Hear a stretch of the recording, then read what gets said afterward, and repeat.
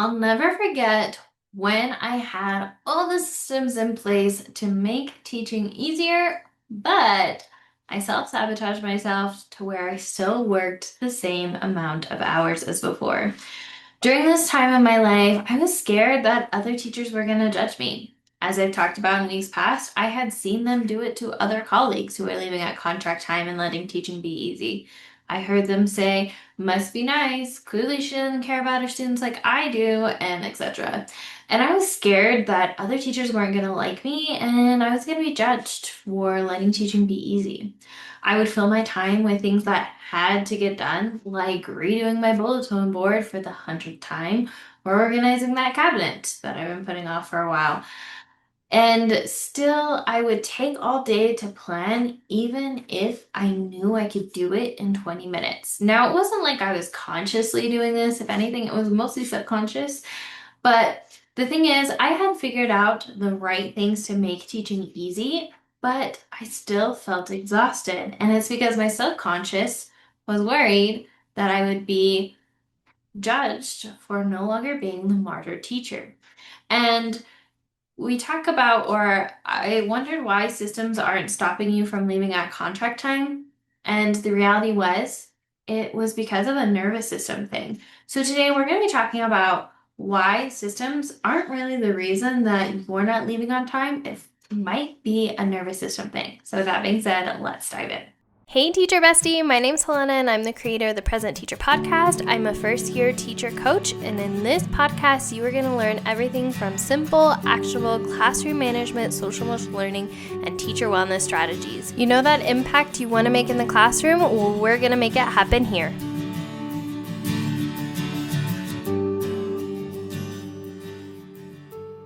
So let's talk about why teacher burnout isn't a time management problem like many are saying. So the first thing is when you are in chronic stress, when you are constantly being pulled in so many directions at once, and you're in constant survival mode, it's easy to not feel safe in a relaxed environment.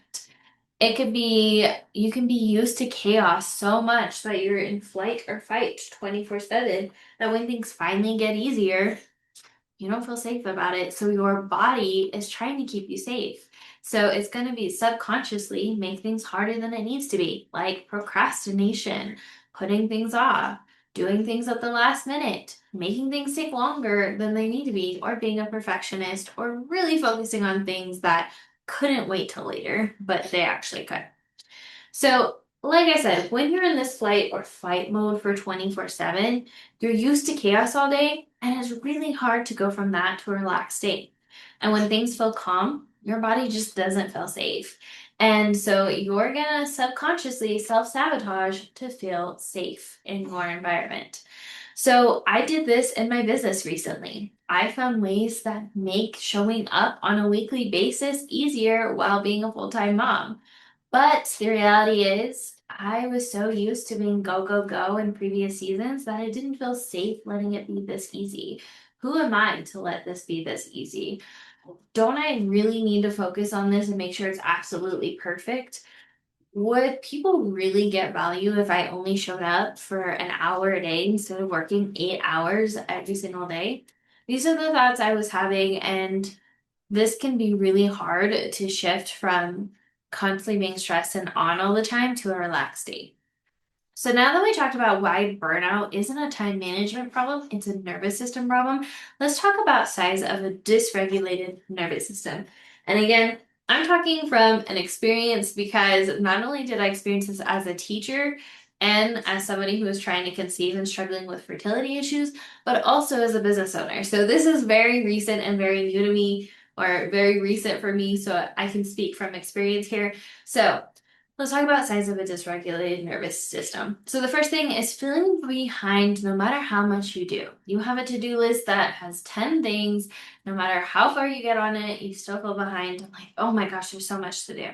And you can't get enough time to work on it. The next thing is rest is uncomfortable or needs to be earned. You keep putting it off. Like, after I do this, then I'll rest. And you keep pushing it farther and farther. You have to earn rest in order to actually rest instead of just giving yourself permission to be done. The next thing is overreacting to small things or having a short fuse.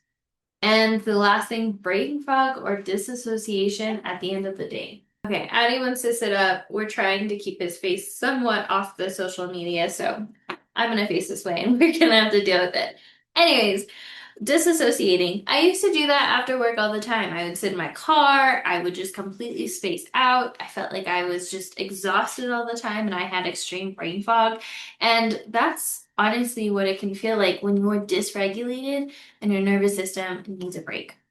Now that we talked about signs of a dysregulated nervous system, let's talk about what to do about it. So, the first thing, predictability, like systems and routines, are really good for our nervous system, and that's an overdrive. And I'm sharing more about this in coming weeks, so you can steal my morning classroom routine and end of day routine that I use as a teacher to help me get out the door faster.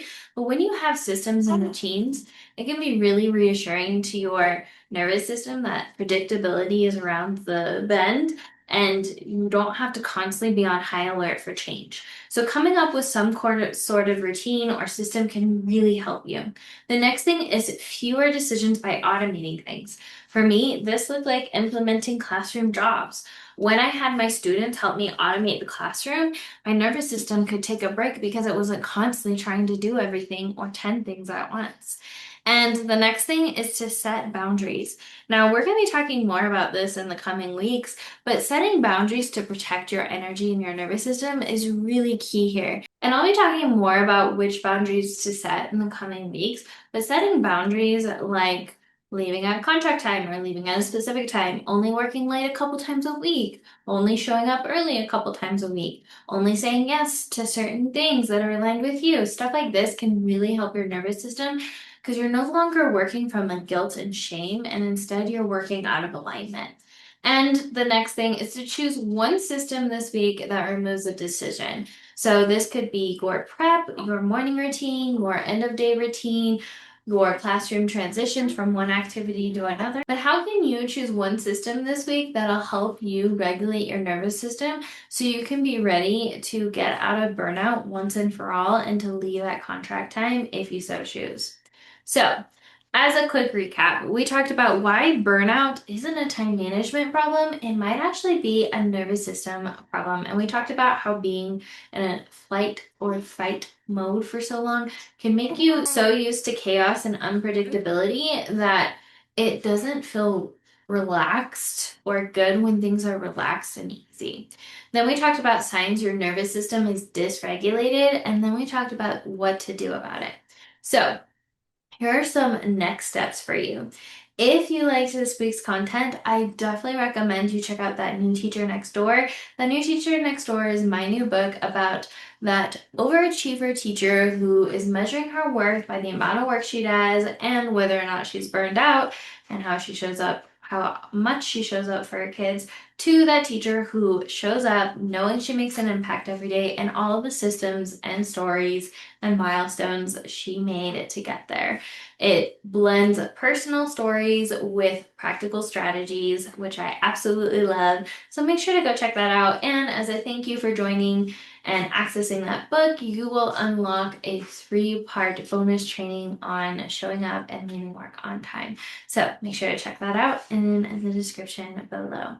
If you want to learn more about my strategies to maximize your prep, you're that teacher who's wondering where do I start when it comes to using my prep wisely, make sure to check out my prep guide because it answers the top 10 strategies I have for that. If you want to take it a step further and you want a behind the scenes look at how I run my classroom, what systems do I have in place, and what strategies I'm using, make sure to check out the Present Teacher Circle because we go through different phases on different areas in your teaching life that you can transform to make teaching easier and from flow and ease instead of a dysregulated, chaotic state. That wraps up everything. Thank you so much for joining me. As always, remember we are stronger together, and I will see you in the next one, Teacher Bestie. Bye.